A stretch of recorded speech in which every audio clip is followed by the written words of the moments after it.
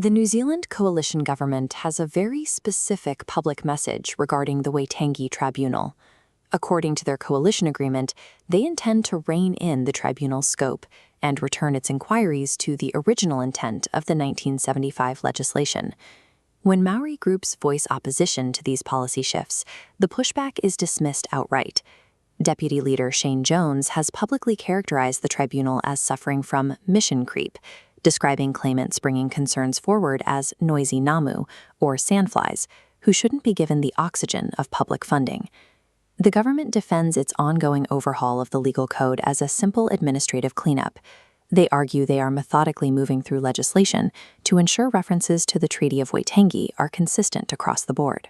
But while the government speaks of consistency in public, they are burying the findings of a major independent review behind closed doors, a report they commissioned themselves, then refused to release. Examining the timeline of these suppressed reports, alongside the laws being passed, reveals a significant gap between the government's public narrative and its legislative actions. In May 2025, Minister for Maori Development Tama Potaka announced the creation of an Independent Technical Advisory Group, or ITAG. Their job was to review the Waitangi Tribunal's functions. The agreed terms of reference stated the group would report back by the end of August 2025, so a bill could be introduced by the end of that year. Fast forward to mid-August 2026, almost a full year past the deadline, the finalized report is still sitting unreleased before ministers. Legal scholar Ivor Jones points out that previous governments have routinely accepted or ignored tribunal recommendations. He notes that the current administration's refusal to release the review suggests a deep insecurity, likely because the evidence gathered by the experts contradicts the policies the government is trying to push through. While sitting on the ITAG report for nearly a year, the coalition moved at lightning speed to complete a separate treaty clause review, aggressively cutting back treaty duties across 19 different pieces of legislation. The government is intentionally stalling the very expert advice they commissioned, precisely because those findings interfere with a legislative agenda they had already decided on. Minister Paul Goldsmith was put in charge of this 19-law review. His stated rationale for rewriting the laws is ensuring consistent references to the treaty. This animated flowchart shows exactly how that consistency is achieved in practice. The government systematically downgrades the strong, binding legal mandate to give effect to Te Tiriti, replacing it with the weak, non-binding suggestion to merely take into account. In the education sector, this legal downgrade has immediate consequences. Stripping away the give effect standard removes the legal duty for schools to protect the Maori, the foundational spirit, language, and identity of Maori tamariki when designing curricula. The same approach is playing out in health.